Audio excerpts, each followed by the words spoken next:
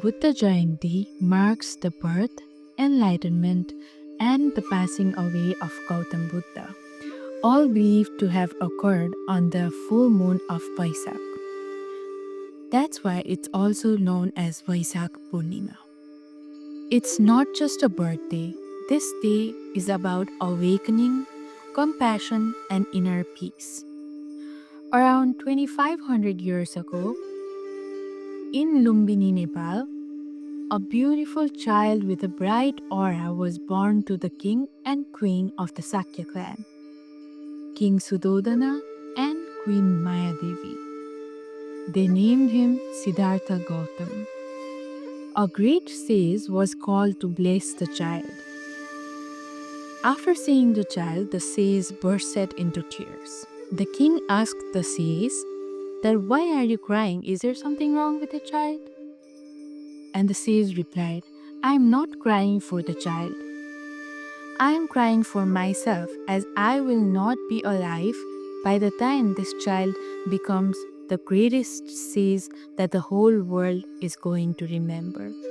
After hearing that, the king becomes nervous and angry because he didn't want his child to become a sage. He wanted him to become his higher and be a great emperor. To protect Siddhartha from the sorrows of the world, the king decided to confine him inside the palace by providing him with every luxury possible, by providing him with the best of goats, best of food, and best of everything. He did not expose him to the outer world at all. He provided him the best of teachings to become a great king. Unfortunately, Queen Mayadevi died just a few days after giving birth to Siddhartha, and he was taken care of by her sister, who is also the second wife of King Sudodana, and her name was Mahaprajapati Gautami. When Siddhartha grew up to a suitable age, the king got him married to Yasodhara, a princess known for her beauty and virtue. The king gifted them 3 magnificent palaces that had all the material needs required to live a happy life. After some time, they gave birth to a son and named them Rahul. One day, Siddhartha decided to step out of his palace and take a ride of his village. In his 29 years of life, he stepped out of the palace for the very first time. On his way, he encountered an old man. He had never seen an old man before, so he asked his charioteer that what happened to this guy. And the charioteer replied, "Oh, he's just an old man." "How does it happen?"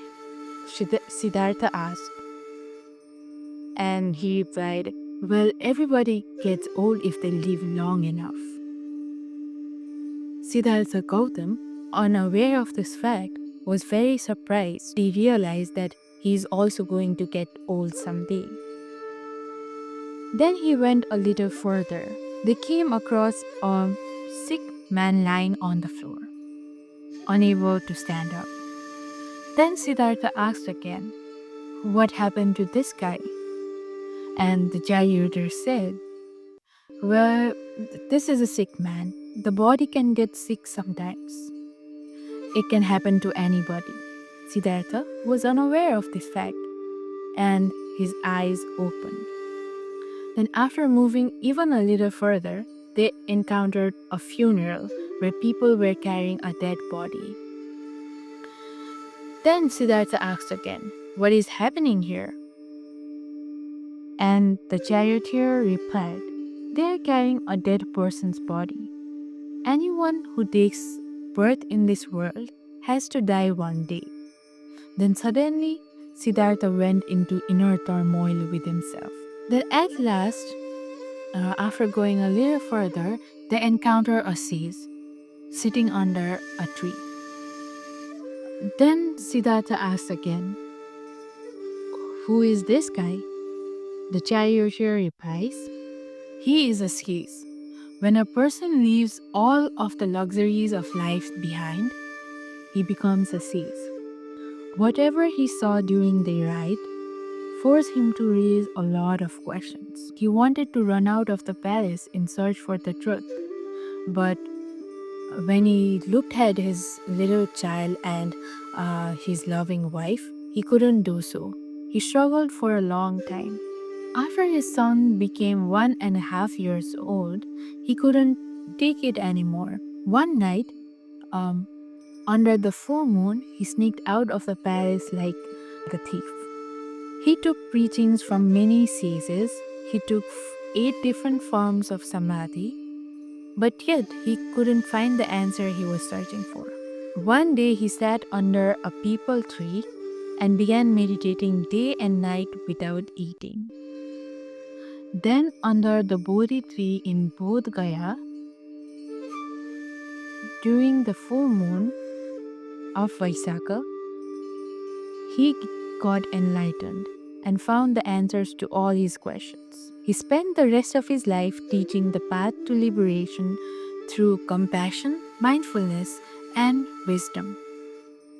He exposes everyone the reality of life by teaching the 4 noble truths.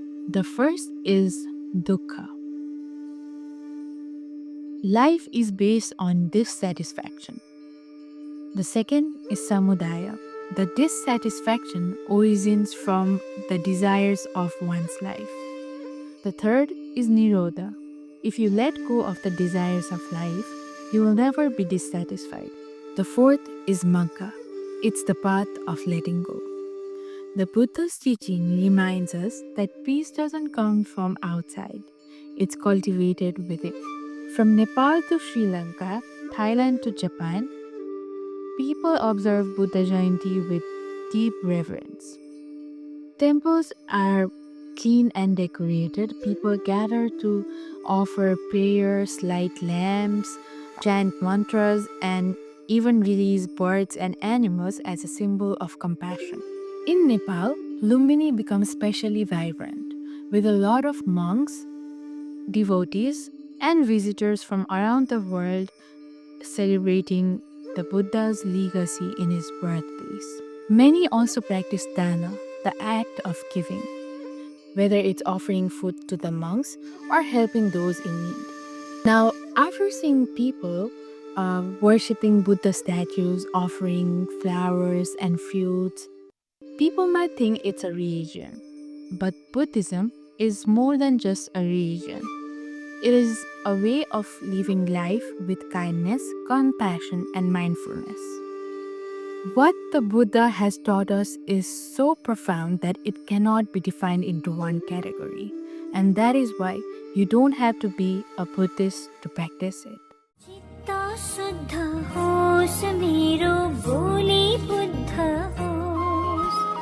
मेरो पैतालाले हिरै नाम